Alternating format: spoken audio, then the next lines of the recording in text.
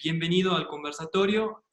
William, ya te doy la palabra por ahí para organizarnos un poquito.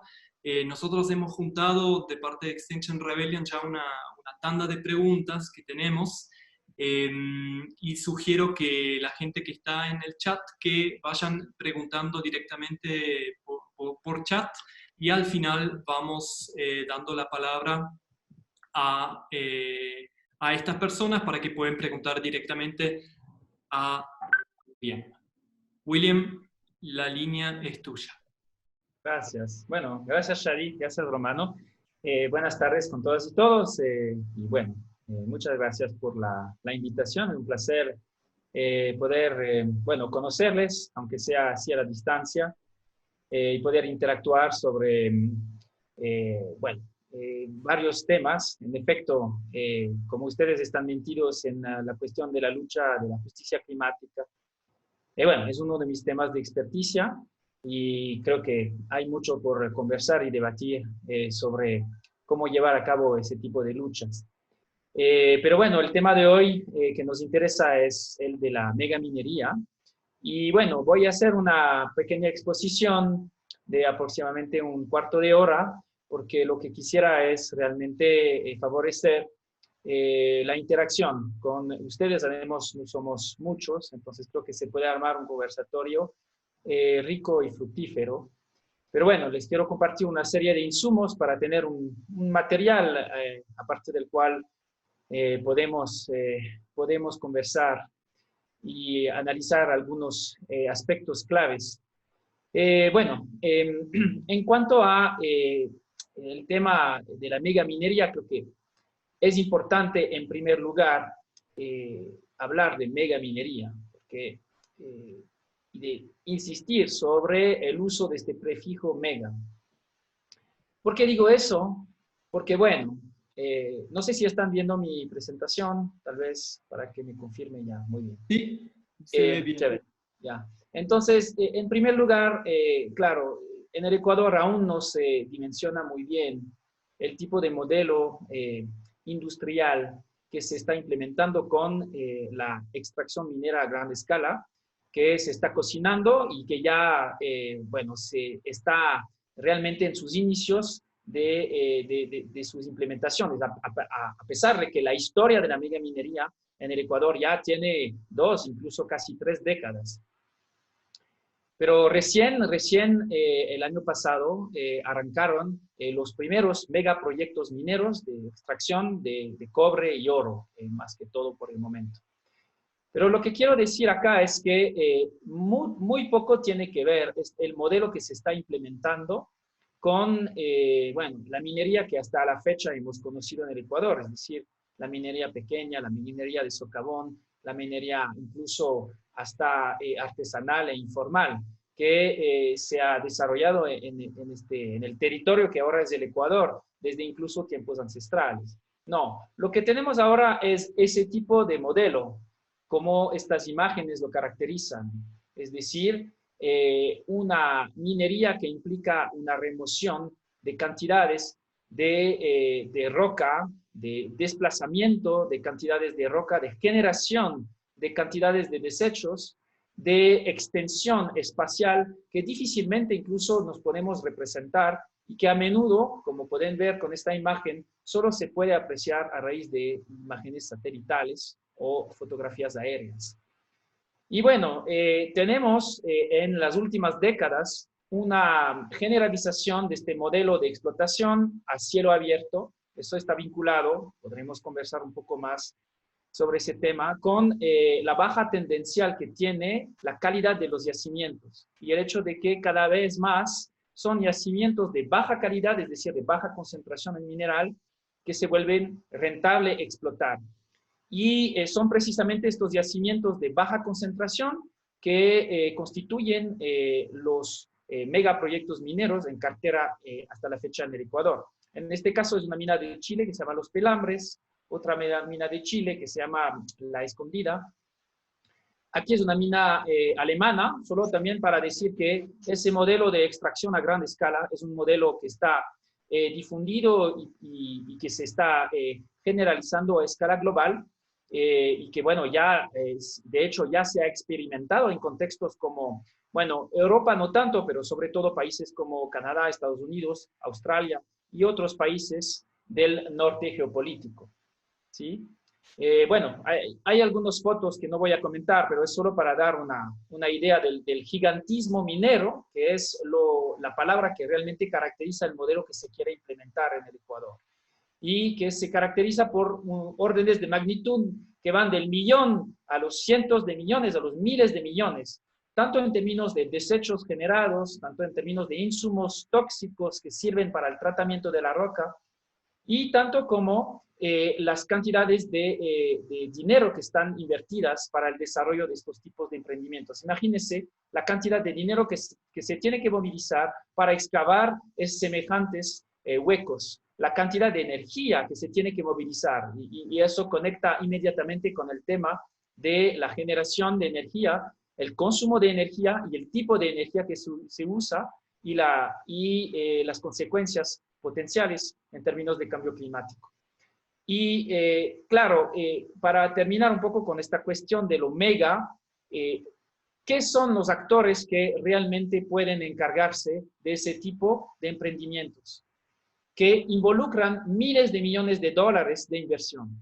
Pues no hay miles, ¿ya? Hay muy pocos actores que económicamente son solvables para poder llevar a cabo ese tipo de emprendimientos industriales, que que cuentan con las capacidades humanas, técnicas, para poder hacer ese tipo de emprendimientos. Son multinacionales, es un capital de transnacional megaminero que se encarga en general de esos tipos de emprendimientos. A veces son empresas públicas nacionales, existen en ciertos casos, como el de Codelco en Chile o de empresas chinas, pero cuando estas empresas públicas empiezan a invertir en el extranjero, se convierten en una transnacional más, que no necesariamente trabaja para el bienestar de los pueblos, de los territorios en donde intervienen, ¿sí?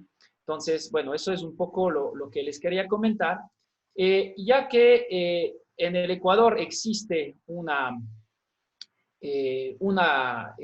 serie de megaproyectos en cartera, alrededor de 30 megaproyectos. Tengo un mapa más adelante, si no tengo tiempo de enseñarles en la presentación, tal vez estaría para las preguntas, pero hay alrededor de 30 megaproyectos en vigencia en el Ecuador. No todos necesariamente tienen esa dimensión, pero hay varios que ya se sabe que tienen esa dimensión contemplada o que se van a transformar en ese tipo de emprendimientos.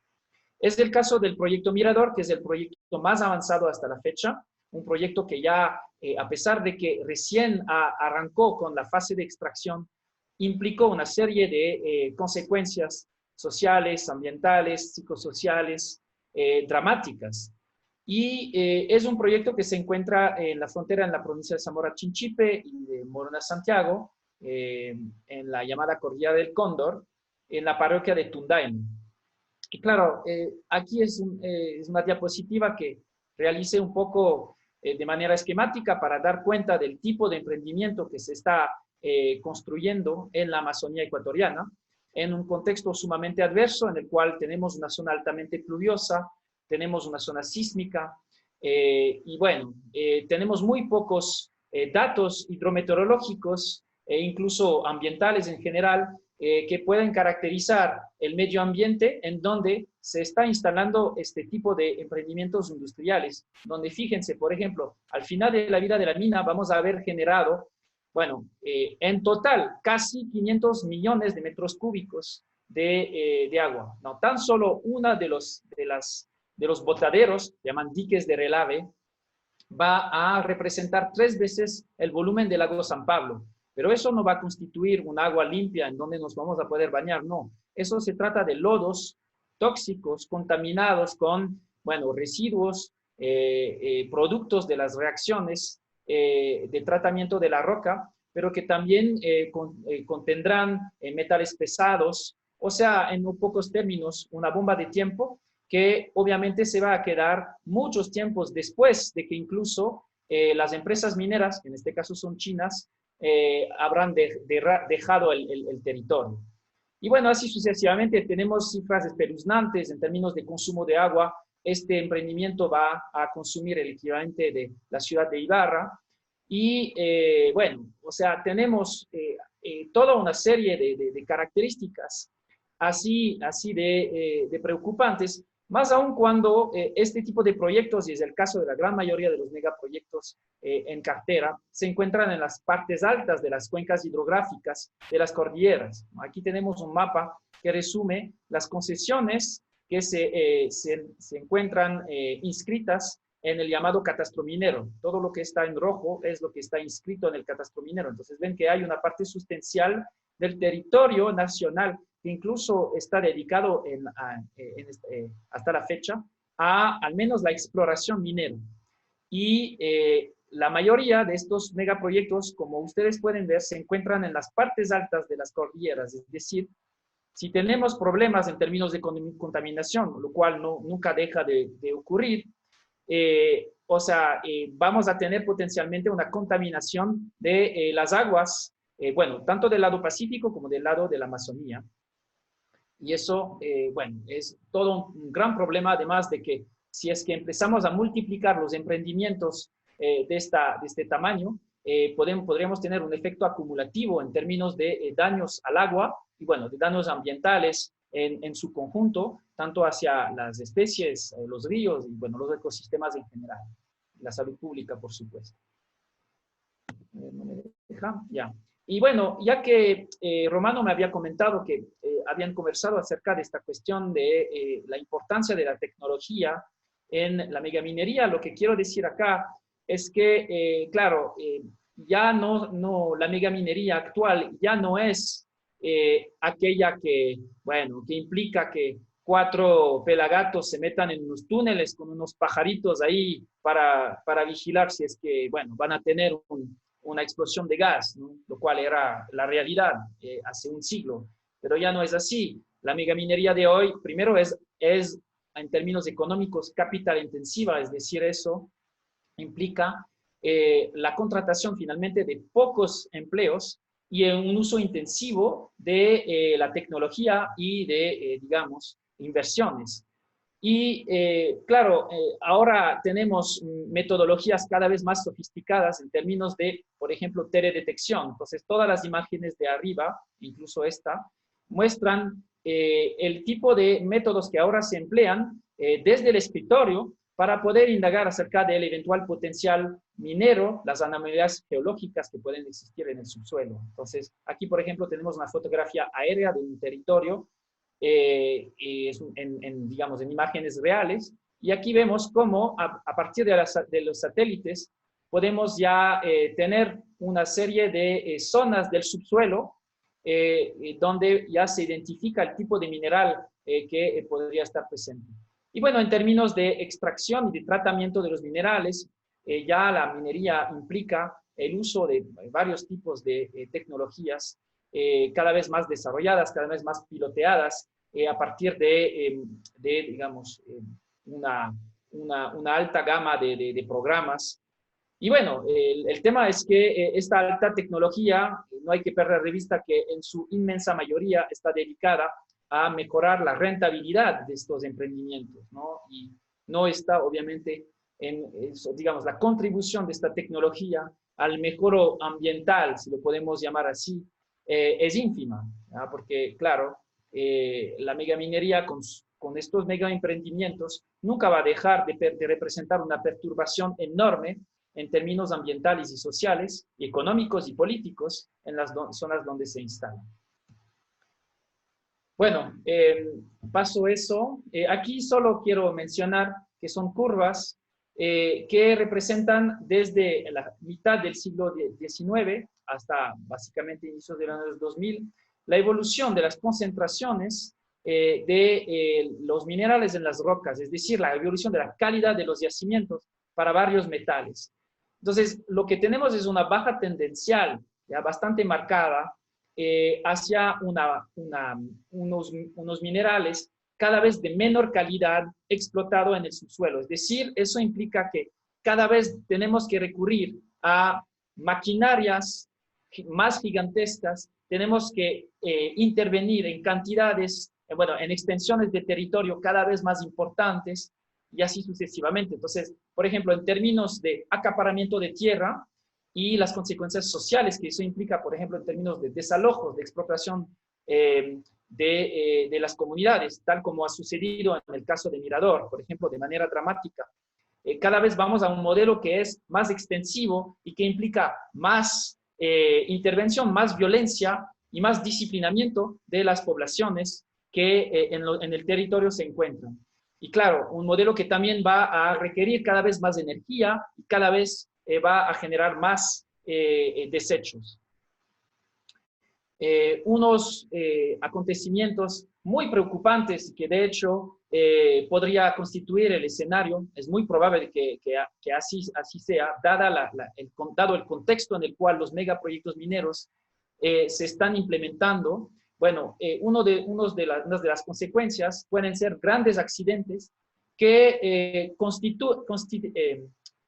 consisten en que estos tipos de diques, como veíamos en la diapositiva de Mirador, no sé por qué se está alocando este tipo de diques, se rompen, ¿ya? Y eso ocurre a menudo a raíz de terremotos, a raíz de lluvias fuertes, precisamente los riesgos que tenemos en las zonas donde los megaproyectos mineros se están instalando en el Ecuador en este momento.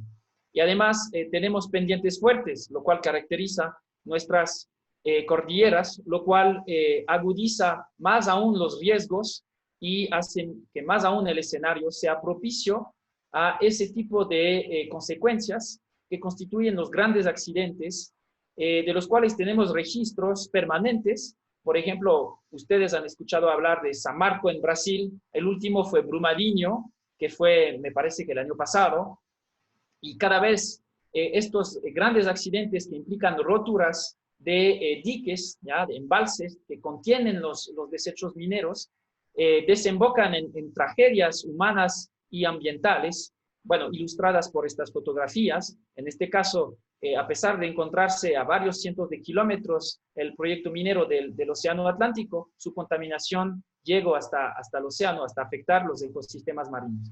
Pero estos accidentes no solamente ocurren en los países del sur, pues también ocurren en los países que a menudo son presentados. Ya, dame como 3 minutos para terminar. Gracias, Román.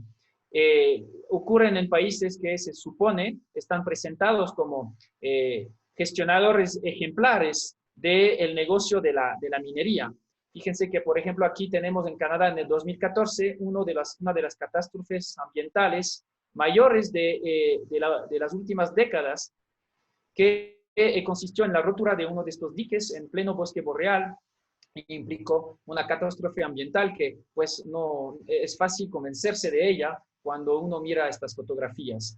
En estos casos de los grandes accidentes que se han registrado en los últimos años, en todos estos casos, los diques de relave, es decir, la cantidad de lodo que se encontraba acumulada en estos grandes reservorios, era 10 veces menor de la que se quiere acumular en el caso de una mina como Mirador, que posiblemente no va a constituir la mina más grande del Ecuador, si es que se toma en cuenta otros megaproyectos en cartera como Pananza San Carlos, Yurimagua o el proyecto Cascabel, que se encuentra más en el norte del país, cerca de la reserva de Cotacachicayapas.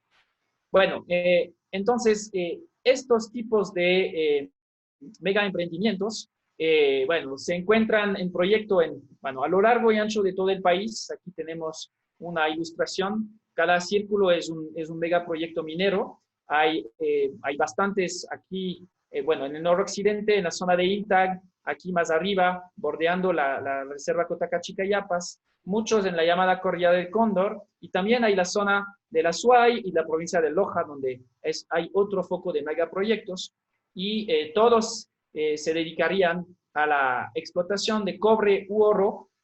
Y bueno, y todos estos megaproyectos están en manos de transnacionales extranjeras, ya canadienses, chilenas o australianas. y chinas, ¿no? Entonces, bueno, creo que con eso concluiría. Eh, lo único que quería mencionar es que, para terminar, es que, claro, estos megaproyectos que se han multiplicado a lo largo de las últimas 2 décadas por una serie de factores que podría comentar más a continuación, han generado consecuencias dramáticas y han también desembocado en una conflictividad sumamente alta. Ya cada pequeño etiqueta aquí representa un conflicto asociado a un megaproyecto minero. Entonces ven que toda la cordillera de los Andes está afectada. Y bueno, una conflictividad que toma, o sea, que desemboca en consecuencias dramáticas, ¿no? En términos sociales, hasta tenemos, claro, la represión, la criminalización, hasta tenemos asesinatos. En el caso en el Ecuador de José Tendenza, que era un líder opuesto al proyecto Mirador, pues que fue asesinado y cuyo caso aún está pendiente, no está resuelto. Bueno, en fin, una sucesión de consecuencias dramáticas en términos sociales y psicosociales, pero eso es, uno podría decir, solo el inicio, porque si es que se sigue con esta explotación a gran escala, ya van a venir también consecuencias ambientales de gran escala, en particular en el caso del Ecuador, que bueno, por las razones que les conté, no se presenta como un país muy adecuado para el desarrollo de este tipo de negocios. Bueno, entonces con eso concluyo y bueno, abriríamos el periodo de preguntas y bueno, veo que ya en el chat hay algunas, entonces no sé cómo Romano o Xavi, no sé Hay, cómo quieren que procedemos. hay algunas preguntas, sí. Ya. Muchas gracias, William, por esa primera intervención. Hay algunas preguntas ya en el chat. Quisiera empezar con la pregunta que vos justo estabas terminando respecto a qué adecuado es Ecuador para proyectos megamineros. ¿Nos podrías contar un poco más de los peligros que corre el país, que corren las comunidades que viven en esas zonas? Quizás con el ejemplo de los diques de relave que expertos internacionales advierten que, por ejemplo, en Yurimaguas, que no están aptos esas zonas para esos diques. ¿Nos puedes elaborar un poquito más acerca de la situación en Ecuador? Y después diría que vamos abriendo, empezando con Shadi y Sebastián con las siguientes preguntas. Ya, muy bien. Claro, es una pregunta que realmente, o sea, lleva a responder desde varios puntos de vista o varias dimensiones. Claro, la primera es la dimensión ambiental, que es tal vez la más evidente, en el sentido de que estamos, bueno, instalando bombas de tiempo en zonas altamente sensibles, porque bueno, además estamos instalando estos megaproyectos, en el caso del Ecuador, en zonas mega biodiversas, que cuentan con especies, bueno, endémicas, a veces en peligro de extinción. Recientemente se identificó en la zona de Intac, cerca del proyecto Yurimagua, unas ranas que se creía que ya no existía en esta zona, pero que están en peligro de extinción. Entonces, precisamente en estas zonas que son ricas en términos ecosistémicos, que se están instalando estos megaproyectos. Entonces, no cabe duda que al instalar esos tipos de mega botaderos, de mega instalaciones industriales, vamos a perturbar y destruir a gran escala estos ecosistemas. Está el tema de que estamos en las partes altas de las cuencas, entonces potencialmente las aguas que se van a contaminar en estas partes altas luego van a transportar los contaminantes aguas abajo. Y bueno, lo que también hay que tomar conciencia es del hecho de que a este mega modelo de explotación minera está necesariamente asociado una serie de mega infraestructuras que son las condiciones necesarias como condiciones materiales necesarias para que se lleve a cabo. Es el caso de instalaciones energéticas, por ejemplo, mega hidroeléctricas o posiblemente mega centrales térmicas o en ciertos casos centrales nucleares, ¿no? Porque bueno, por ejemplo, estamos hablando del problema del CO2 y de la contaminación a raíz del uso de combustibles fósiles. Pero el problema es que si reemplazamos eso con la energía nuclear, bueno, no creo que tampoco queramos ese tipo de switch, ¿no? Entonces, hay explotaciones mineras, desde el caso de Canadá, que ya funcionan con centrales nucleares. Pero también estamos hablando de infraestructuras viales, de infraestructuras portuarias. ¿Ya? Por ejemplo, en el caso del proyecto Mirador, ya está exportando su concentrado de mineral a través de un puerto que se ha construido cerca de la ciudad de Machala exclusivamente para ese negocio. ¿Ya? Entonces, y claro, las carreteras, las líneas de alta tensión, bueno, todas estas precondiciones materiales implican consecuencias que incluso rebasan de lejos el propio sitio donde se está llevando a cabo la minería. Entonces, eso de generalizar la megaminería a escala del Ecuador implica una afectación a gran escala para todo el país, ¿sí? En términos variados según el tipo de instalación que estamos considerando. Pero vamos potencialmente con la contaminación, con la transformación a gran escala de los territorios hacia una imposibilidad de llevar a cabo, por ejemplo, la agricultura en muchas circunstancias. Porque claro, si es que el agua está contaminada, si es que los campesinos han sido expropiados de sus tierras, bueno, toda la agricultura campesina, que sigue siendo uno de los ejes importantes de este país, ya se va a ver imposibilitada. Entonces, eso es otra de las consecuencias y que hace que el Ecuador, al optar por ese modelo industrial, se está metiendo en unos líos bastante fuertes y se está condenando a vivir una modernidad, pero una modernidad que es una modernidad que no es la que, a la cual algunos podrían aspirar.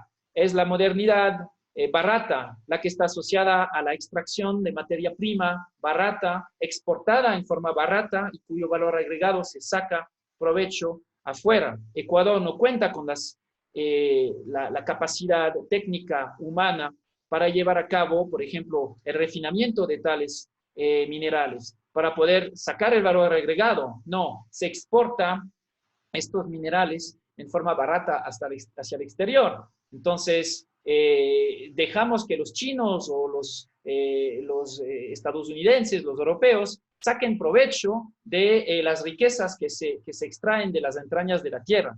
Riquezas así les podemos llamar.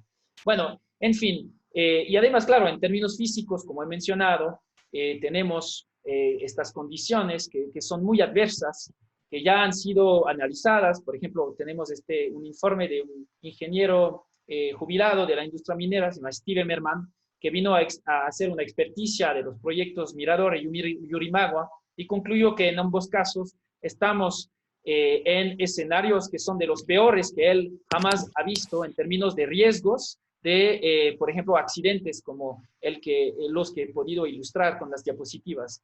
Entonces, bueno, estamos realmente en condiciones muy poco propicias, además de que obviamente no hay que olvidar que Ecuador es un país pequeño y que, en términos de peso político, económico-político, es muy pequeño frente a los grandes actores multinacionales que vienen a invertir en el país y que tienen toda la capacidad de doblar la mano de cualquier gobierno que está en administración. Y bueno, eso se ha verificado en muchos contextos, incluso en contextos donde tenemos gobiernos supuestamente o institucionalidades, si quieren, más fuertes. Hay que añadir a eso que, bueno, hasta ahora muy poco se conoce del negocio de la megaminería en el país. Tenemos muy poca gente formada para eso. ¿Quién va a poder fiscalizar, monitorear la buena marcha, entre comillas, de los megaproyectos que se instalan? Ningún tipo de funcionario va a ser capaz de hacerlo porque nadie está formado para hacer eso. Entonces, es otro tipo de obstáculos. Y así hay una litanía, si quieren. Entonces, bueno, para ir acá, para responder a tu pregunta, porque hay más elementos, pero esos son algunas pistas que se pueden lanzar para realmente convencerse de que el contexto aquí es un contexto muy poco propicio. Perfecto, muchas gracias William. Claro, es una pregunta amplia y se puede abarcar por diferentes lados. Vamos a seguir con una pregunta en ese sentido de Sebastián. Sebastián, ¿estás ahí?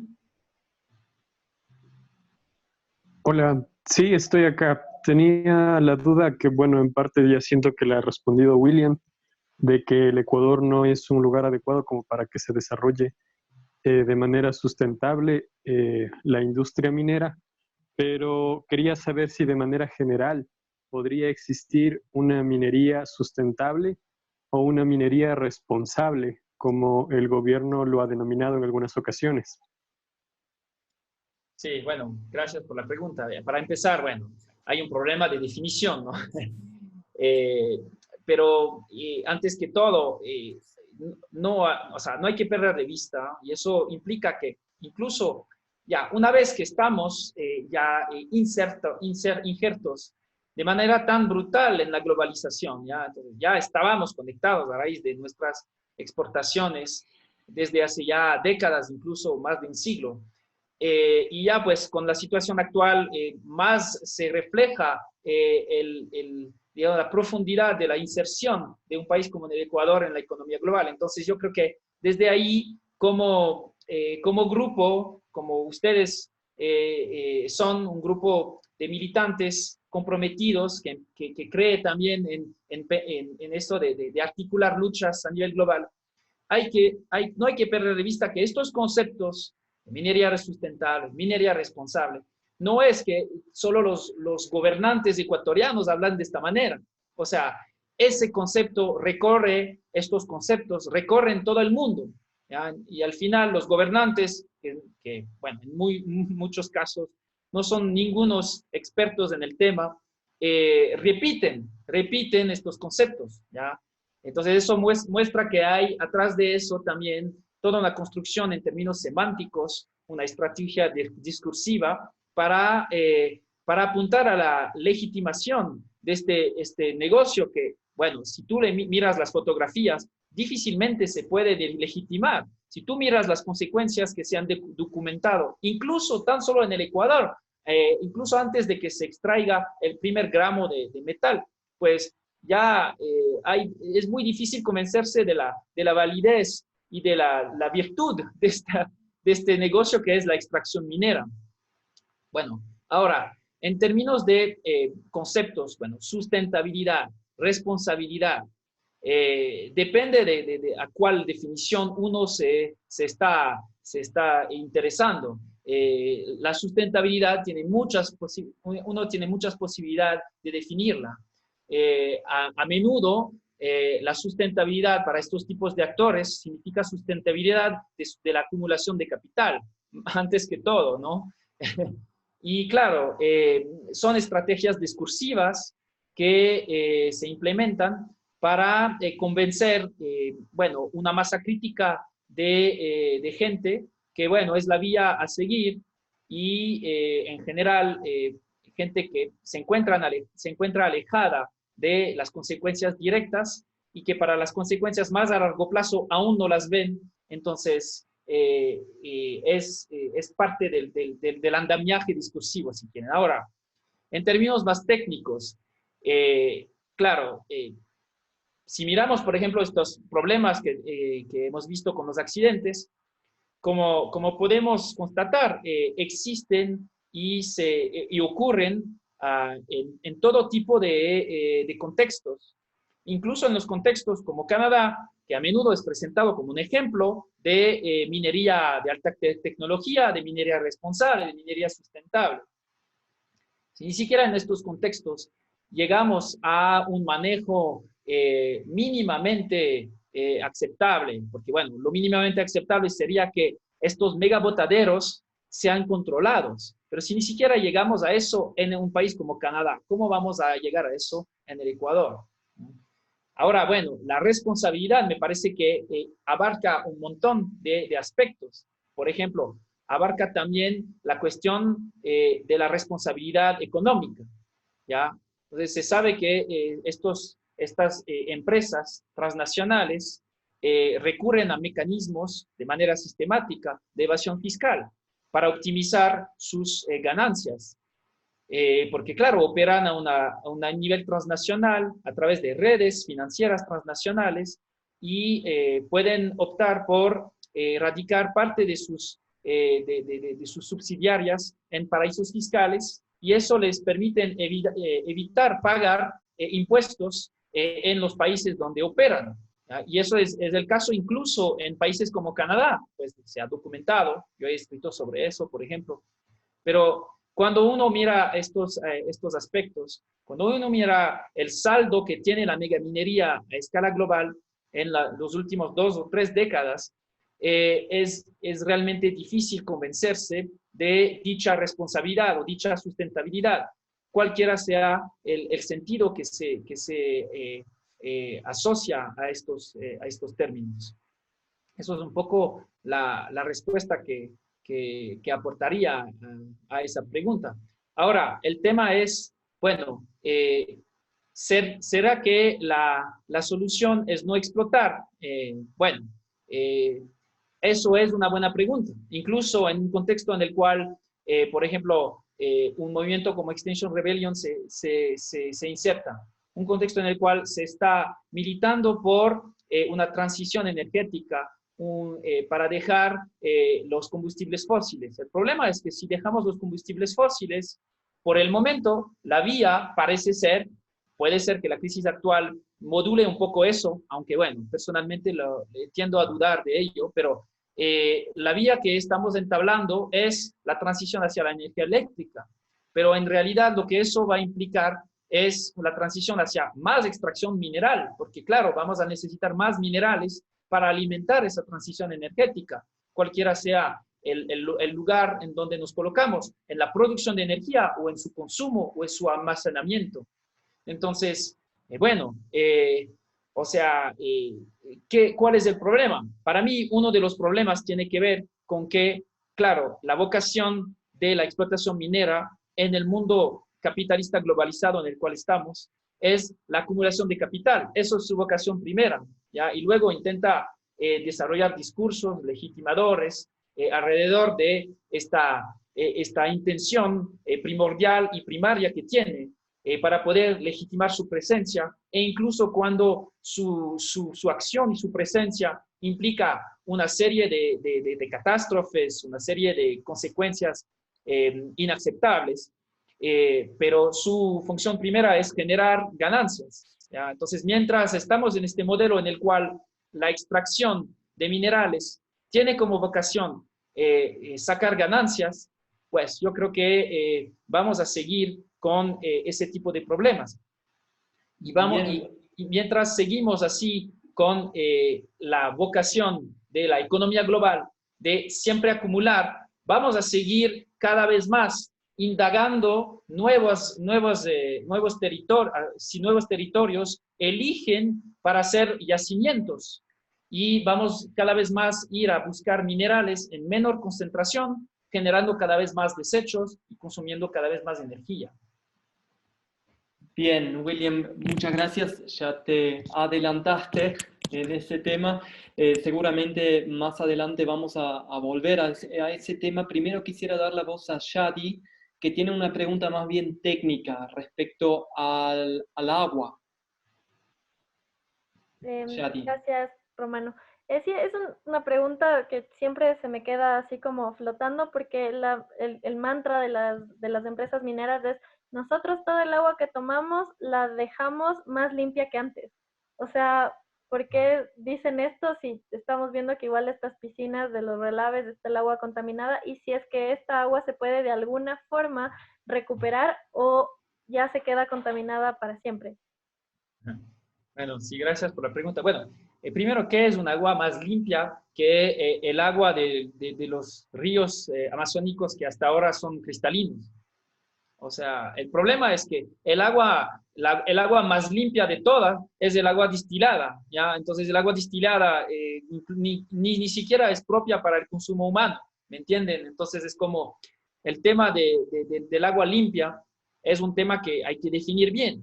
Ahora, o sea, el agua y su calidad en los ecosistemas en donde interviene la megaminería, pues es el agua y su composición en equilibrio con los ecosistemas que ahí están, ¿ok? E incluso tal vez con la pequeña agricultura que se ha desarrollado en este contexto, o la pequeña ganadería.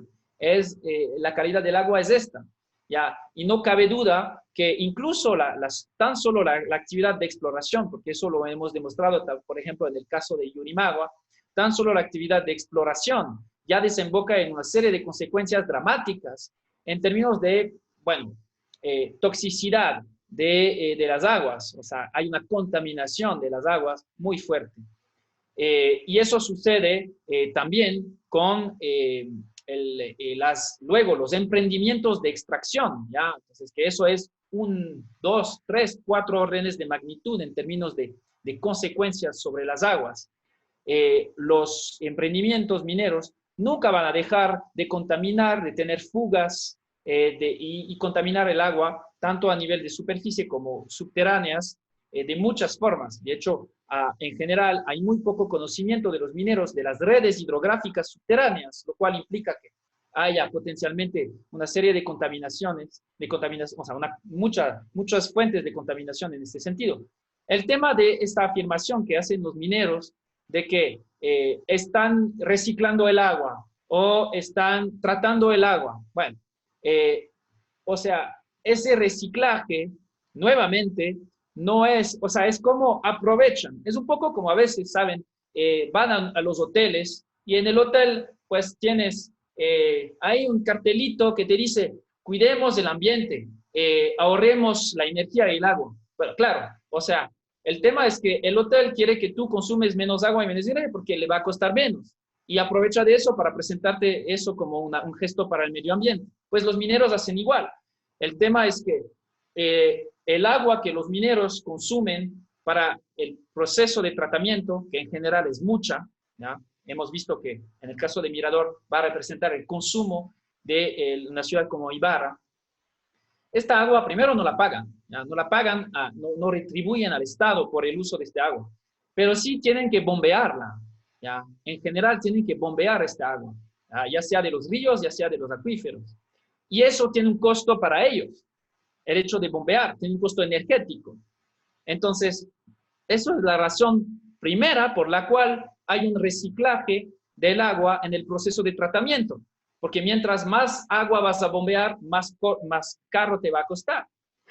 Entonces, luego se usa este pretexto como si fuese una intención benévola de cuidado de la calidad del agua. No es así, ¿ya? Entonces, hay ese tipo de artimañas que se usan.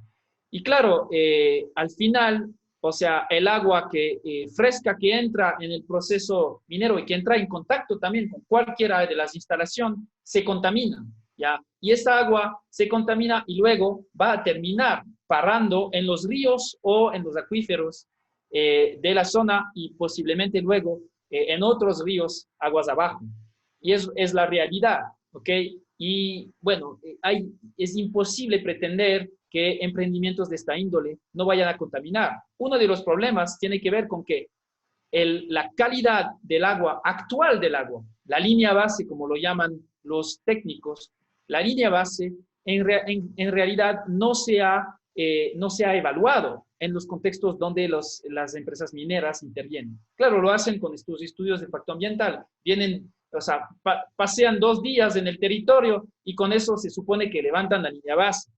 Pues ustedes que conocen la cuestión del clima, pues es lo mismo. Si tú levantas una línea base se tiene que levantar sobre años, sobre una campaña de medición repetitiva y sistemática llevada sobre años.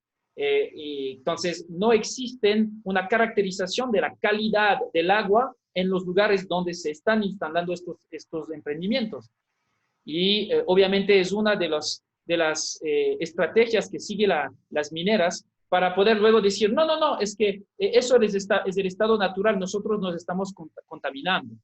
¿Ya? Pues bueno, entonces es un poco en este sentido que creo que se tiene que responder a esta pregunta. Ahora, el tema es que algo es, o sea, contaminación es una palabra que puede implicar muchos tipos de alteración del agua. ¿Ya? Uno puede contaminar con, bueno, 4 cacas de vaca, ¿ya? Entonces, ahí estamos con una contaminación que, bueno, a pesar de ser real y de poder afectar en términos de salud pública, se puede resolver. Hay una capacidad de los ecosistemas incluso de tratar eso, incluso rápidamente. En cambio, si estamos contaminando el agua con metales pesados o si estamos afectando al pH, la acidez del agua, tal como sucede con las mineras, o sea, la extracción minera a gran escala, o sea, ahí estamos, incluso a veces se contamina el agua con material radiactivo, pues que a menudo está asociado a estos minerales en el subsuelo.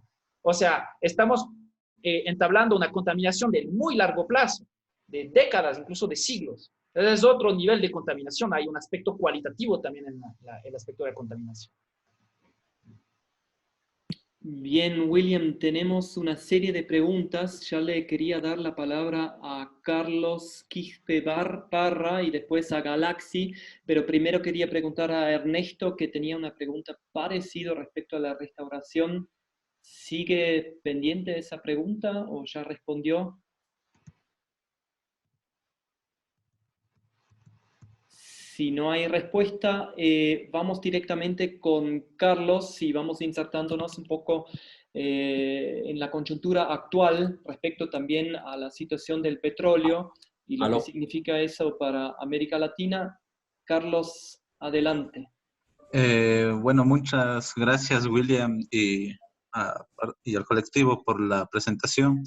La pregunta que planteo es la siguiente, básicamente: ¿cuál es el panorama de la gran minería en América Latina y en particular en el Ecuador, entendiendo una eventual profundización de la crisis petrolera actual y un cambio del patrón del valor a nivel internacional? Muchas gracias. Ya.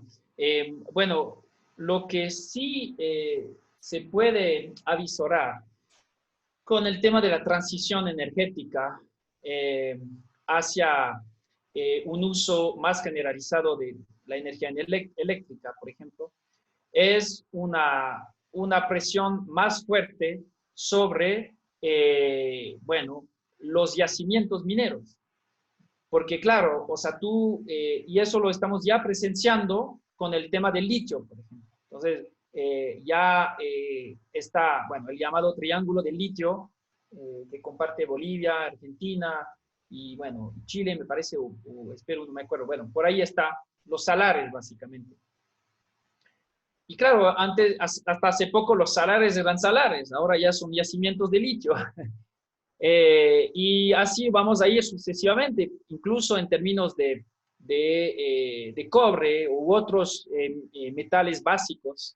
Bueno, o sea, esa llamada transición energética va a implicar, bueno, una demanda renovada en todos estos tipos de minerales. Ahora, pues un carro eléctrico tipo de estos, ¿cómo se llama?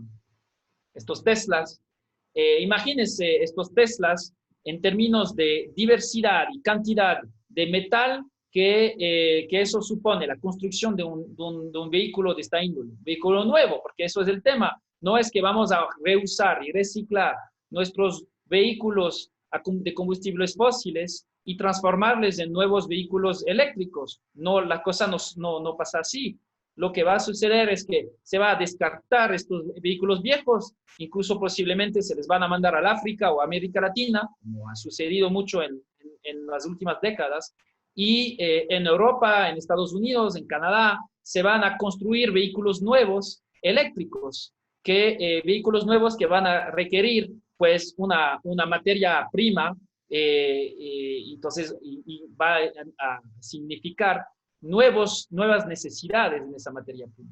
Entonces, en ese sentido, creo que, o sea, hay que pensar bien este tema de la transición y cómo se la está incluso reivindicando, porque la forma que está tomando ahora es la de un reemplazo de la energía y las necesidades energéticas que se tiene en términos de energías, de energías fósiles y convirtiendo las fuentes de energía a, bueno, las llamadas renovables, las cuales van a necesitar, bueno, metales a profusión. Por ejemplo, unas eólicas, no sé si han podido ver lo que significa una eólica, pero en términos de cantidad de metal sí es significativo lo que se necesita para ese tipo de aparatos para generar electricidad. Lo mismo con los paneles solares, el silicio, ya el silicio no se saca de la nada, se mina el silicio para poder alcanzar una cantidad suficiente. Entonces yo creo que la estructura, la división internacional del trabajo, la estructura de poder global, implica que, o sea, América Latina, en este contexto, si es que no hay un cambio a ese nivel, y que si seguimos esa transición en el sentido que ha tomado hasta ahora, América Latina va a seguir siendo un proveedor de materias primas. ¿Ok? Entonces, creo que hay que pensar bien también cómo estamos proponiendo tal transición energética. Yo creo que aquí hay muchos recursos de otra índole que cabe promocionar y otras formas de producir, otras formas de concebir al mundo que se tendría que desarrollar y se tendría que, bueno, pensar, bueno, infusar y así sucesivamente para escapar un poco de esta lógica en la cual yo creo que la transición energética tal como se está avisorando no va a cambiar. La lógica va a seguir siendo la misma. Ecuador y otros países de la región van a seguir siendo proveedores de materia prima barata y se va a pasar a transicionar desde el petróleo a los minerales para alimentar, bueno, la prosperidad. Bueno, tal vez un juego un poco cambiante en términos de hegemonía a nivel global, pero los países de América Latina no tienen mucho lugar en esta hegemonía por el momento. En ese sentido, el usuario Galaxy J7 Prime tiene una pregunta. No sé si está todavía conectado, pero me parece... Galaxy, adelante. Hello. ¿No hay nadie? Bueno, lo voy a preguntar porque me parece que va justo en lo que tú estás topando, William. Pregunta, ¿cómo afrontar lo que se nos viene después de la pandemia, ya que los gobiernos irán con todo en contra de los recursos naturales para salir de la crisis dejado por el virus? O sea, ¿cómo hay que enfrentar ese posible peligro que, como ya se ha mostrado en las últimas semanas, que hay ciertos avances o donde la minería ilegal quiere abrir camino? ¿Cómo hay que enfrentar eso desde la sociedad civil? Sí, bueno, yo no pretendo aquí formular recetas. Lo que puedo compartir es tal vez algunas reflexiones acerca del contexto en el cual nos encontramos. O sea, algo que a mí sí me preocupa es que obviamente, como dice bueno, Galaxy parece más que un celular que ha lanzado la pregunta que una persona, pero como dice esta persona, o sea, claro, hay desde ya unos discursos que apuntan a un refuerzo de la legitimidad de apostar y de transicionar desde el punto de vista de una economía como el Ecuador, pero es el caso de otras, hacia la explotación de minerales, porque finalmente tiene más futuro que seguir en la explotación petrolera en términos económicos. Y bueno, o sea, el problema que veo yo es que además de constituir, bueno, un giro desde varios puntos de vista esta epidemia, constituye un giro en términos de la posibilidad de acción social, de movilización social. Y ahí veo que estamos por encima estamos con una multitud de mecanismos de control que se van implementando y que tiene una legitimidad ahí sí alta, ¿ya? Porque es para el bien de todos. Estamos en un estado de excepción sanitaria y por lo tanto no hay cómo movilizar, no hay cómo caminar. O sea, mañana es el 1 de mayo, pues yo creo que debe ser el 1 de mayo desde los acontecimientos de Chicago del inicio del siglo XX, en el cual nadie va a manifestar. O sea, entonces la situación en términos de movilización social, de presión sobre los gobiernos, de relaciones de poder que posiblemente se puede establecer tanto con los gobiernos como con el capital transnacional asociado a estos mega emprendimientos y bueno, todos los capitales que están por detrás, el capital financiero de los bancos, de los automóviles y así sucesivamente. O sea, va a ser difícil llevar a cabo estas reivindicaciones según las modalidades que conocíamos antes del COVID. Posiblemente después de un cierto momento vamos a regresar a una situación un poco más normalizada, pero quién sabe cuándo. Entonces, mientras tanto, se está haciendo tiempo, se está ganando tiempo por parte de los gobiernos y los capitales que estos gobiernos están asesorando, están apoyando, o sea, para acelerar la implementación de esta megaminería. Entonces, yo creo que el gran desafío es, frente a este contexto muy adverso para la militancia, para la movilización, para la transmisión de contenidos críticos, para, bueno, la posibilidad de establecer una relación de fuerza con estos poderes, ya sean nacionales o transnacionales, hay que inventar unas formas de militancia.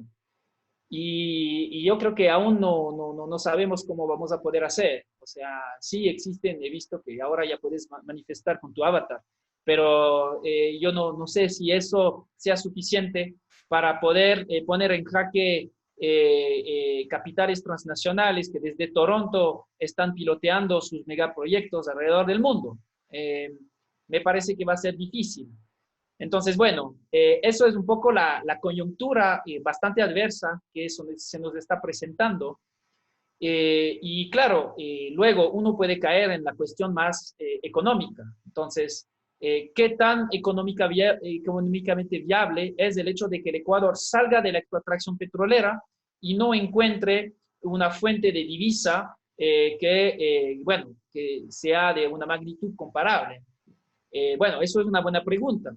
Ahora el tema es que en qué medida la megaminería representa para el Ecuador, incluso en términos muy, digamos, convencionales, un negocio rentable. Bueno, yo dudo que constituye un negocio rentable, al menos a largo plazo. Tal vez a corto plazo podría constituir la posibilidad de acumular unas migajas frente a la riqueza que se podrían llevar las megamineras. Pero en un plazo más largo, si es que hacemos cálculos, ¿ya? Y de hecho hemos hecho eso un poco, ya tenemos proyectos de investigación en ese sentido, con Alberto Acosta y otros colegas, el John Cajas, el Francisco Hurtado, vamos a publicar un libro en el cual hay algunos elementos que vayan necesito del análisis, si quieren, de la viabilidad económica de la megaminería. Y bueno, se llega muy pronto a la conclusión de que no hay tal viabilidad económica, porque si incluimos los costos en términos ambientales, sociales, de evasión fiscal y de todos los costos que se tendría que incluir de salud pública y así sucesivamente, pues la megaminería no es un negocio rentable para el Ecuador. Entonces, también eso implica apostar, pero también, o sea, construir un modelo alternativo que sí sea un modelo sólido, un modelo que sí presente unas características que aseguren un mínimo en términos económicos para el Ecuador, para que podamos seguir viviendo, en un modo de vida que posiblemente se podría ser transformado pero que no implique que estemos en una crisis económica profunda, incluso que muy probablemente podría ser incentivada y provocada por intereses exteriores, si es que empezamos a jugar con los capitales mineros transnacionales que suelen tener mucho poder y tener muchas palancas en términos políticos a nivel nacional e internacional. Palancas que quizás se llaman Galaxy, ¿no? No me percaté. Voy a estar más atento de eso, que las personas hagan las preguntas si están presentes para saber que son humanos. Hablando de eso, Ernesto volvió. Ernesto, ¿quieres hacer tu pregunta? No se te escucha, Ernesto. Ahí sí, Aló. ahí sí. Adelante, Buenas ahora tardes, sí. William. Un gusto. Hola, Básicamente, Ernesto, un gusto verte. en algún momento se habló de que la megaminería, sabemos todos que implica una gran destrucción del bosque. En algún momento hablaste de la agricultura local.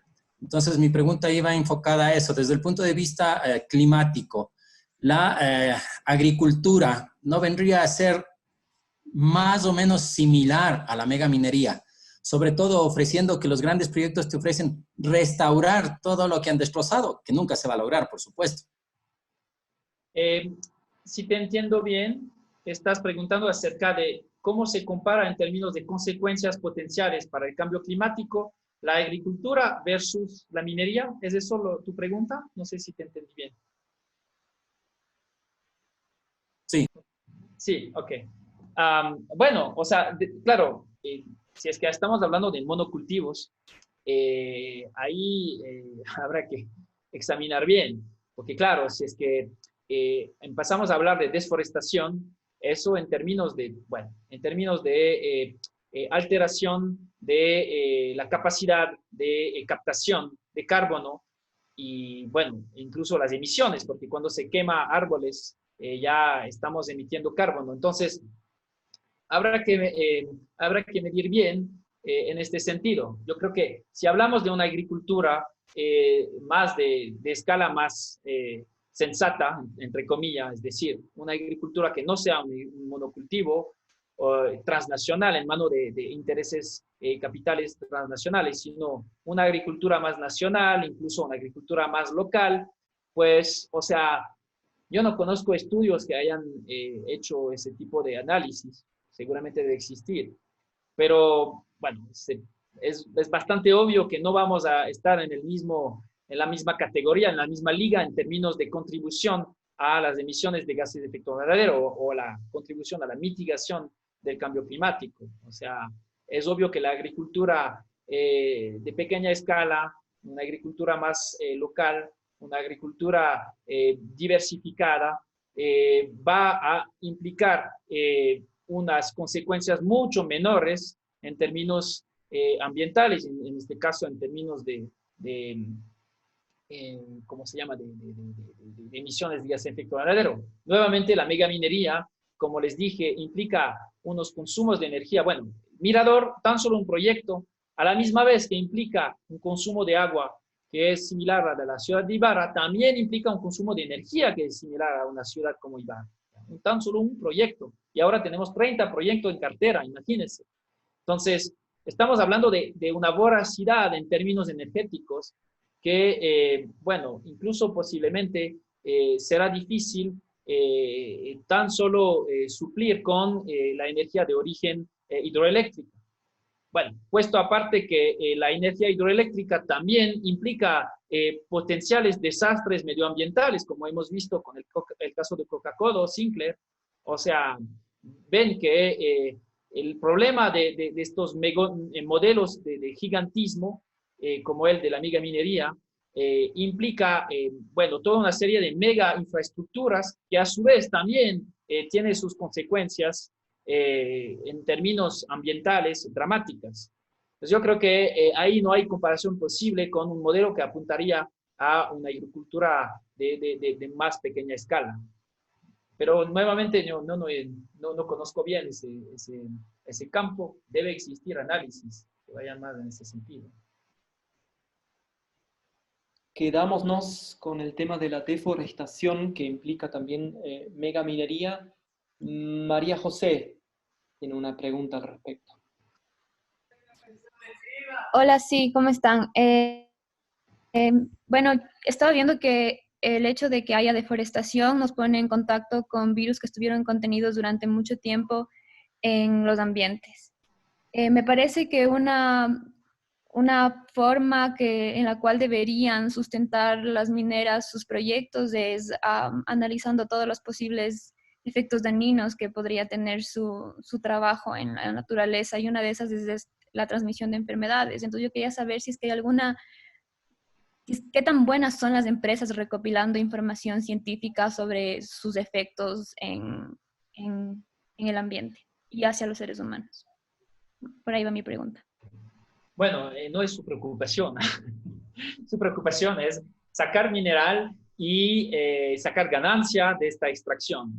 Y claro, que este negocio sea lo más rentable que posible. Entonces, si empiezas a llevar a cabo estudios de gran amplitud acerca de las consecuencias de la instalación de un megaproyecto industrial en un contexto como, por ejemplo, la Amazonía ecuatoriana, en todas las dimensiones que acabas de mencionar, o sea, el proyecto ya no va a ser rentable, ¿ya? Entonces, las empresas no hacen eso. Y de hecho, incluso hay, bueno, ahí es menos visible, pero existe unos mecanismos a través de los cuales el capital transnacional en general controla el conocimiento que se produce.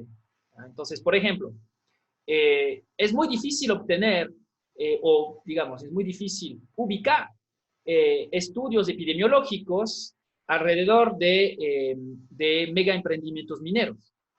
En cambio, hay la bola de plata en términos de quién quiere hacer investigación que viene de agencias de desarrollo, bueno, todo un abanico de fuentes de financiamiento sobre el tema de las consecuencias sanitarias de la minería de pequeña escala. Ahí sí, o sea, hay muchos estudios, pero estudios sobre, por ejemplo, las consecuencias en términos de salud pública, epidemiológicas, sobre las poblaciones aledañas o incluso sobre los trabajadores de mega emprendimientos industriales en manos de capital transnacional, es muy raro que eso salga. Y claro, hay una capacidad de control por parte de estos actores sobre incluso el conocimiento que se produce. Eso por una parte. Por otra parte, pues no hay que olvidar de que estos ecosistemas, incluso estas poblaciones que están asentadas en los territorios en donde se instalan estos megaproyectos, constituyen sistemas bastante complejos. Un ecosistema es un sistema complejo. ¿Cómo tú vas a poder, con qué ciencia vas a poder producir unas predicciones muy acertadas sobre las consecuencias de una perturbación tan brutal, tan violenta, tan extensiva, tan contaminante, tan tóxica, como es la instalación de una megamina, como es la de Mirador, por ejemplo? Es casi imposible poder predecir todas las consecuencias. Solo vamos a poder predecir algunas cosas en base al entendimiento que tenemos de los ecosistemas, que es limitado. En realidad, o sea, imagínese si un ecosistema tan frágil como es el de un río amazónico, ¿qué consecuencias qué consecuencias va a generar la instalación de un megaproyecto minero aguas abajo sobre los ríos amazónicos? Es una pregunta muy difícil de responder, ¿ya? Entonces, se tendría, para empezar, que hacer unos estudios muy, muy detallados de el nivel de calidad ambiental que se encuentra en las zonas donde se instalan los megaproyectos mineros. Pero si ni siquiera sabemos cuánta agua hay ahí. ¿Por qué? Porque no hay datos, simplemente no hay datos, ¿ya? Entonces, se instala así al ojímetro estos megaproyectos en unos contextos sumamente frágiles en términos humanos, tanto como ecosistémicos.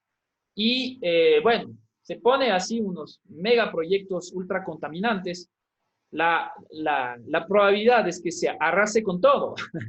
Es eso la probabilidad. Ahora que se caracterice bien las consecuencias, y más aún en términos de desarrollo de enfermedades, todo eso, bueno, ahí sí caemos en unos problemas muy, muy sofisticados que requerirían mucho tiempo, mucha gente, mucho desarrollo de teoría, de observación, de modelización, que, o sea, nunca está presente, y menos aún en un contexto como el del Ecuador. En el caso como Estados Unidos, tan solo existe estudios epidemiológicos o sobre ecosistemas en los casos de las minas abandonadas.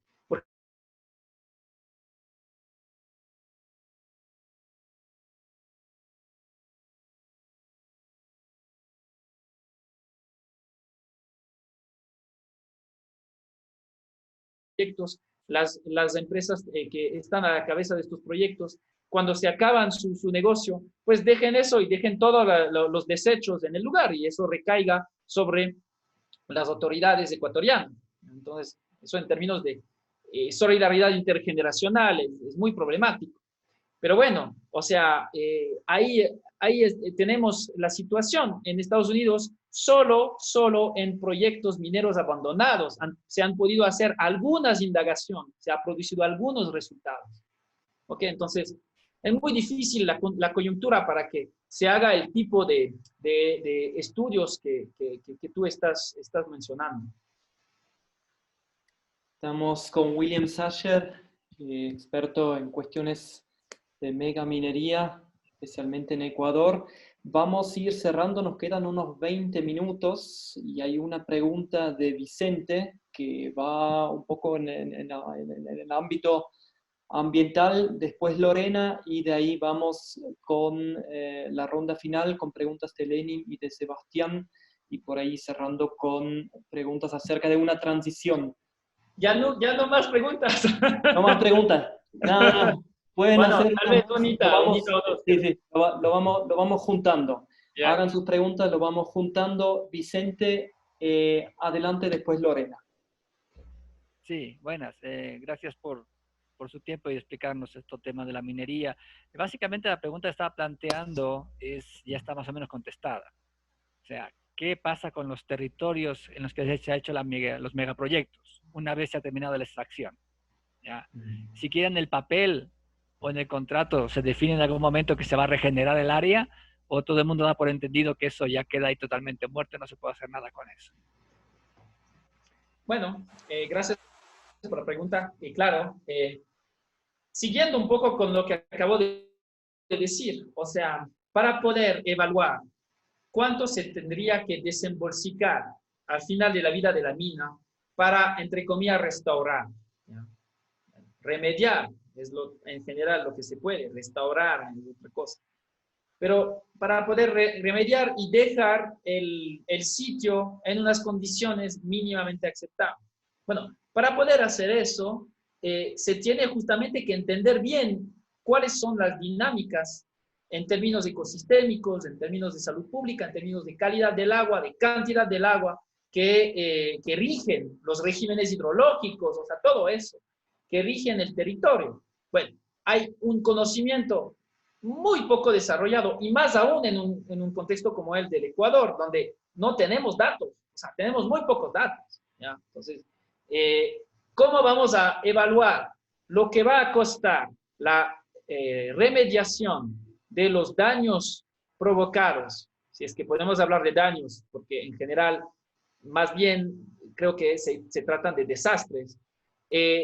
¿Cómo vamos a poder evaluar lo que va a costar la reparación de estos desastres? Es muy difícil. Ni siquiera conocemos el estado inicial en el cual se encuentra el ambiente. No tenemos la capacidad de caracterizarlo. Entonces, claro, hablabas de los contratos y bueno, existe una figura de garantía, por ejemplo, que se tiene que entregar las empresas a las autoridades para el momento del cierre. Entonces, el problema es cómo evalúas esa garantía. Pues hay, bueno, estudios, varios estudios sobre este tema, que muestran que la garantía que se reclama de las empresas en general es ínfima en comparación con los costos de remediación. Por ejemplo, en el caso de Canadá, que conozco bastante porque ahí viví y ahí empecé a interesarme en esta cuestión de la minería, en el caso de Canadá se estima a entre 6 y 10 mil millones de dólares el costo de la remediación de tan solo unas decenas de las minas más contaminantes del país. Pero en Canadá hay 10 mil minas abandonadas que de manera permanente y crónica están contaminando ecosistemas, están destruyendo ecosistemas, contaminando el agua, afectando la salud pública. O sea, ahí no hay formas de hacer una evaluación, digamos, que sea representativa del daño que se hace. Entonces, lo que se debería hacer es realmente intentar tomar en cuenta todo lo que se pueda para poder evaluar el costo que debería, lo que debería pagar la empresa al rato de cerrar los proyectos. Pero si hacemos eso, claro, la conclusión es que el negocio no va a ser rentable, porque vas a llegar a que las empresas van a tener que pagar cientos de millones, incluso miles de millones de dólares para poder remediar a los sitios que hayan destruido a raíz de la explotación. Ahora, el tema de las comunidades que viven en los territorios aledaños es una muy buena pregunta. ¿Qué va a pasar con las generaciones futuras? Pues las generaciones futuras van a tener que vivir con esa contaminación. Ya, y no solamente en las zonas inmediatas del proyecto, sino también aguas abajo, y más aún cuando los megaproyectos se encuentran en partes altas de las cuencas hidrográficas. Entonces, hay una potencial afectación para décadas, incluso posiblemente siglos, porque no hay que olvidar que, por ejemplo, las minas del Imperio Romano siguen contaminando ríos en España. ¿Ya? Eso está documentado, ya 2000 años después, y las minas romanas no tenían ningún tipo de comparación en términos de magnitud con las que se hacen ahora. ¿Ya? Entonces, en términos de solidaridad intergeneracional, este tema de la megaminería implica digamos, un reto que hay que pensar ahora, porque es ahora cuando se está decidiendo el camino que se toma con eso de la explotación minera. Y claro, eso va a implicar consecuencias para generaciones futuras en términos ambientales, pero luego, claro, en términos de salud, pero en términos económicos también, porque una vez que ya no hay agricultura posible alrededor, sobre estos territorios, ¿qué hace la gente? Ya, pues, o sea, y ya no hay la mina para, de algún modo, sí proveer de insumos para que la gente pueda vivir. ¿Qué pasa? Pues nos encontramos con zonas altamente deprimidas en términos económicos, en términos políticos, ¿ya? Entonces, una catástrofe en términos socioeconómicos y sociopolíticos, además de ser una catástrofe en términos ambientales. Y eso se observa en muchos sitios donde emprendimientos mineros se instalaron, extrayeron durante 2 o 3 décadas y luego dejaron el sitio en un estado deplorable. En ese contexto va también la pregunta de Lenin respecto al trabajo en sí, lo operativo. Lorena, ya te damos la palabra, ya estás esperando hace un tiempo, pero para ir cerrando la idea de William, creo que las preguntas de Lenin entran ahí bien. Lenin, adelante. Sí, hola William, ¿cómo estás? Hola. Sí, mi pregunta es más o menos esto referente al trabajo, porque dicen que la minería es una fuente de trabajo, entonces, ¿puedes explicar un poco más? Ya dijiste algunas cosas. ¿Podrías como decir cuántos puestos se generan, la estabilidad laboral y el nivel de especialización, algo así? Sí, bueno, claro, genera empleos. Como he dicho, estos mega emprendimientos son muy capital intensivos, es decir, con estos miles de millones de dólares, por ejemplo, en el caso de Mirador, para retomar ese ejemplo que se vuelve un poco el ejemplo ilustrativo en el Ecuador, porque es la mina que ya está en operación. En este caso, tenemos una versión de 2.000 millones de dólares. O sea, imagínense, 2.000 millones, o sea, no es poco. Pues apenas tenemos tal vez 200 o 300 personas empleadas, con $2.000 millones de inversión. O sea, imagínense el número de gente que podríamos emplear en el Ecuador con esa cantidad de dinero. No, pero una minera tan solo emplea algunos cientos de personas. Claro, luego hay negocios anexos, ¿ya? A subcontratistas, digamos, hay un poco de goteo, para retomar un término así económico neoclásico. Hay un poco de goteo en términos de que sí se genera indirectamente, como dicen, algunos empleos. Pero bueno, estos empleos van a depender exclusivamente de la presencia de estos capitales y exclusivamente de este sector, lo cual es bastante complicado. O sea, si tú tienes una empresa de catering y dependes exclusivamente de un cliente, ¿ya? Bueno, se llama monopsonio, ¿no? En términos económicos. Bueno, o sea, esta es una situación precaria porque cualquier decisión que toma tu cliente, pues te va a afectar, incluso te puede poner mucha presión, ¿ok? Pero claro, en términos de empleos directos, hay una serie de aspectos que se tienen que tomar en cuenta. Bueno, primero está el tema de que son empleos peligrosos. Incluso en países como Canadá, sigue siendo la minería uno de los sitios donde hay más accidentes. En un caso como Mirador, ya vamos, no tenemos la cuenta exacta, pero ya vamos con al menos 15 muertos. Le llaman los mineros fatalidad, pero 15 personas que han muerto en el sitio, trabajadores. Entonces, no es poco. Estamos hablando de unos empleos sumamente peligrosos y obviamente hay muy poco esfuerzo por parte de las mineras para cuidar mucho a la seguridad de los trabajadores, porque bueno, cuidar la seguridad implica costos, ¿ya?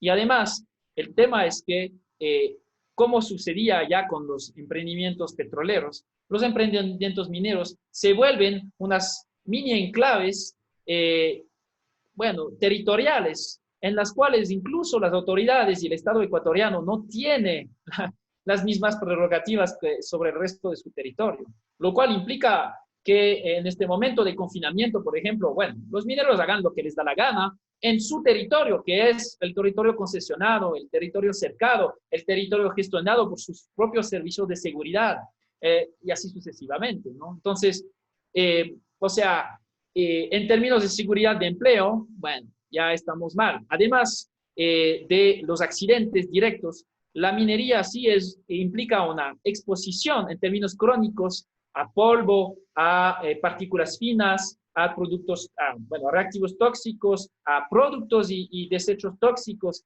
y así sucesivamente, lo cual en el plazo más largo implica enfermedades que ya están muy documentadas y conocidas en contextos donde la minería existe de más tiempo.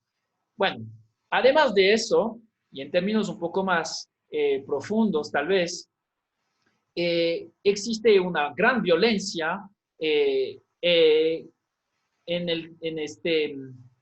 este proceso que consiste a la implementación de una gestión del espacio y una temporalidad en los territorios donde viven campesinos, donde viven pueblos indígenas, y convertir a estas personas a la lógica y la temporalidad del capital megaminero, que es una temporalidad industrial, una temporalidad en la cual los tiempos están totalmente arreglados, en donde no se tolera ni un segundo de atraso y así sucesivamente.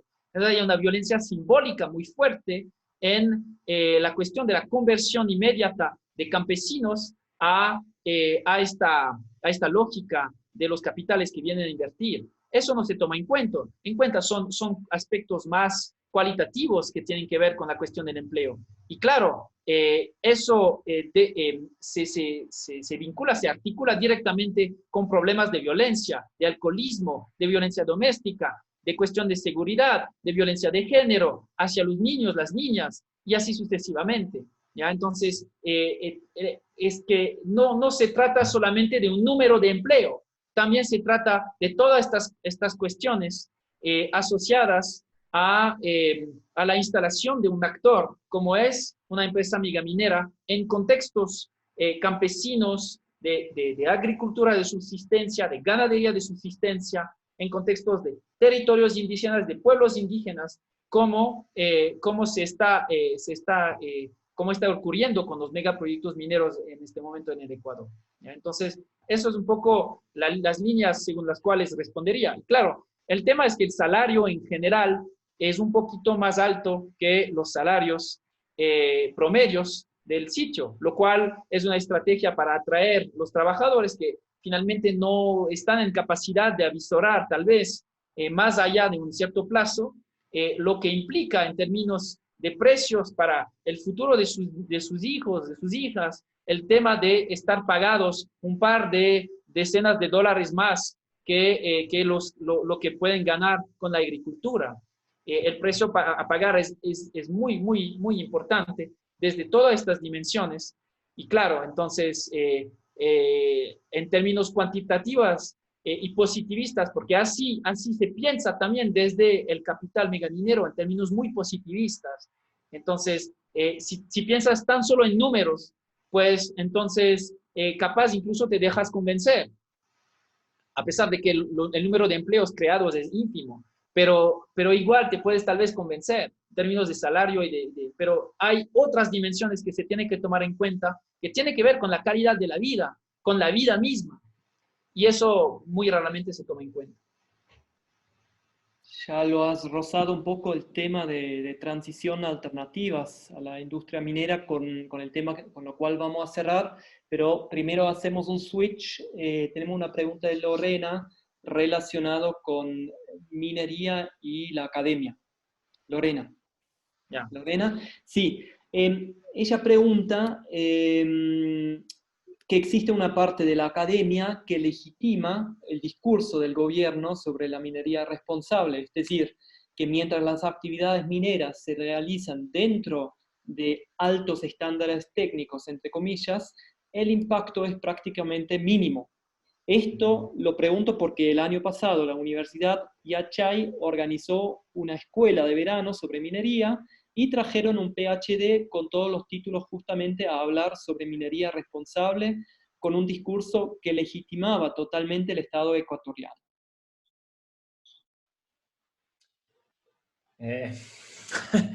Bueno, la academia no está exenta, de hecho está muy atravesada por todos estos tipos de intereses.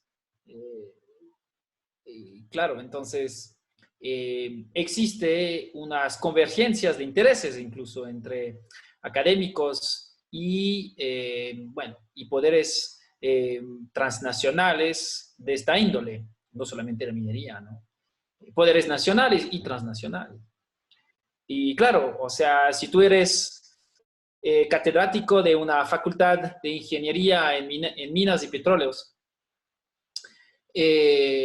para ti es una oportunidad que empresas vengan a invertir estos miles de millones de dólares, porque, posiblemente va a significar más importancia para tu cátedra, más importancia para tus escritos, más importancia para, digamos, más estudiantes que se van a registrar y así sucesivamente, y importancia también de tu propio bolsillo, ¿no? Porque en general, o sea, hay ventajas que se proporcionan por parte de estos actores hacia la academia. Entonces, o sea, no es de ninguna manera sorprendente que haya una serie de académicos de varios campos, no solamente minería, ¿no? Porque ahora ya la minería requiere también en ese ejercicio de control del conflicto, en ese ejercicio de gestión de la conflictividad, requiere, de sociólogos, de antropólogos y más aún cuando estamos en contextos culturales muy específicos y particulares como son los de los territorios de pueblos indígenas. Ahora, ¿cómo hacer para...? Hay que producir, ¿ya? Hay que producir y ahí creo que sí hay, por parte de grupos como ustedes, hay un papel bastante importante que jugar en términos de difusión de contenidos críticos, de difusión de reflexiones, de análisis, la poca gente de la academia, porque no hay que tampoco hacerse ilusión, la gran mayoría de los académicos algo tiene de conexión con ciertos grupos de interés, ciertos poderes. Entonces, parte del papel, creo yo, de los movimientos es también hacerse el eco, convertir, digamos, incluso reflexiones que pueden ser muy sofisticadas, muy profundas, en contenidos más alcanzables, más entendibles, más digestibles por parte de, bueno, públicos más amplios. Y ahí creo que, bueno, está esta cuestión. Y claro, o sea, dentro de las universidades también hay muchos estudiantes que sí, bueno, a veces por íntegros, a veces por jóvenes, se quedan todavía críticos, claro, porque a veces te atrapan la lógica implacable de los intereses y de la cuestión de que tú te metes en algo que te ata las manos, ¿ya? Pues, o sea, también eres padre o madre de familia, te has sacado un crédito, qué sé yo. O sea, hay muchas cosas que hacen que no somos tan libres como a veces se nos plantean las cosas. Entonces, pero bueno, dentro de los estudiantes creo que a menudo existen unas veleidades, unas preguntas que hay que incentivar, hay que crear espacios desde los propios grupos estudiantiles, y en particular en estas facultades de ingeniería, por ejemplo, que hay que provocar, hay que incentivar, hay que mantener a flote esa posibilidad de crítica, porque claro, atrás está toda una maquinaria de lavar cerebros, ¿ya? Entonces, en este sentido, creo que grupos como el suyo, pero muchos otros también, tienen un papel que jugar.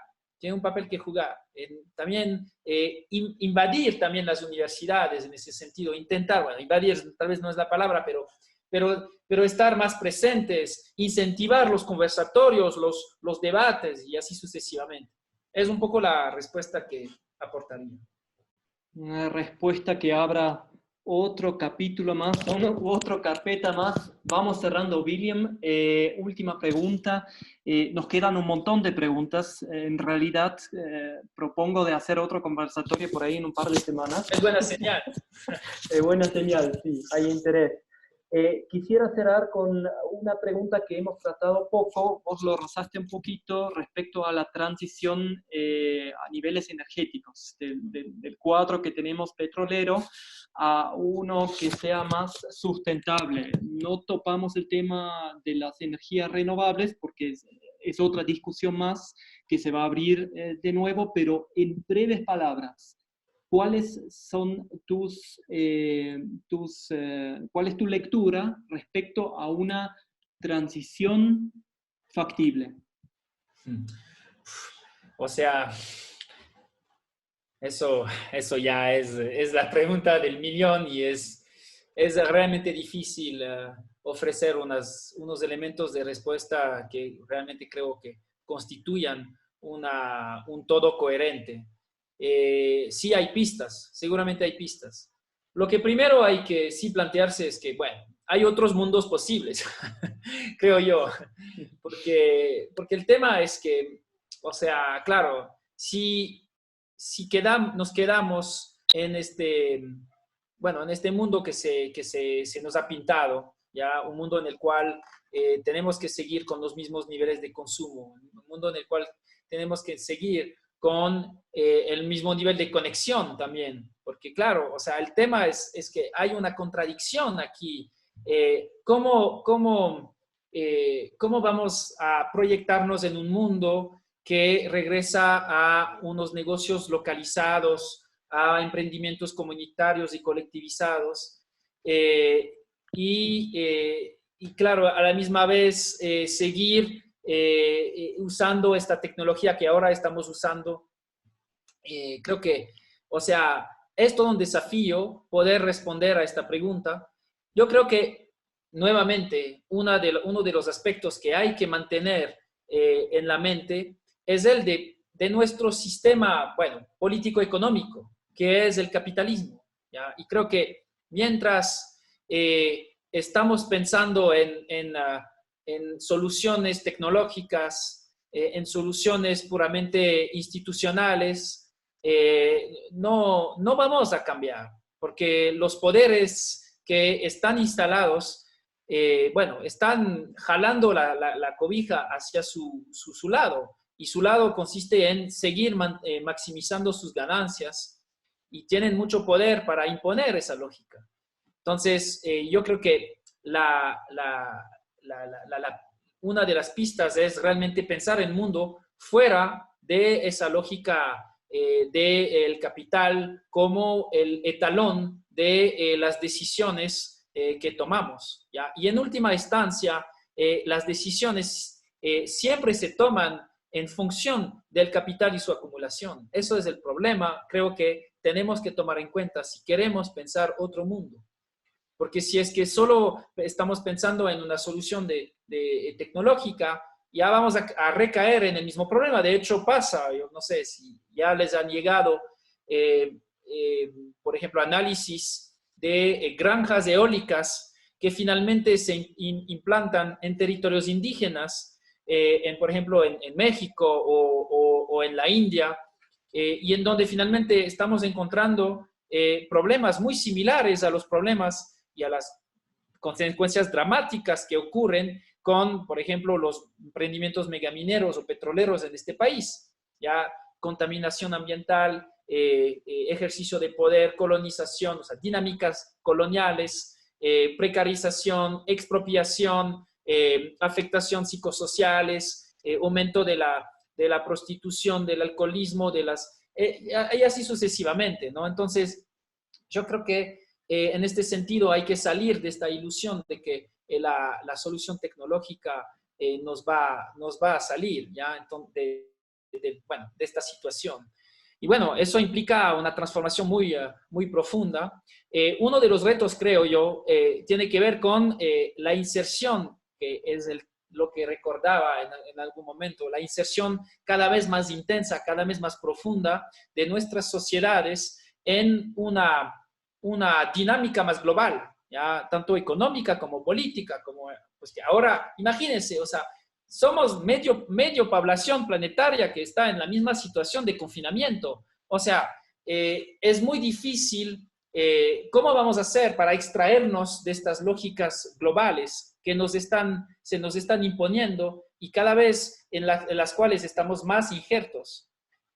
Hay que pensar eso también, creo, porque el hecho de escoger y decidir salir de esta lógica implica una serie de consecuencias que se tiene que pensar para poder asumirlas. Si es que se quiere apuntar a tal vez una forma de vida menos dañina, menos destructiva, tanto para el ambiente como para la propia psiquis y mente humana.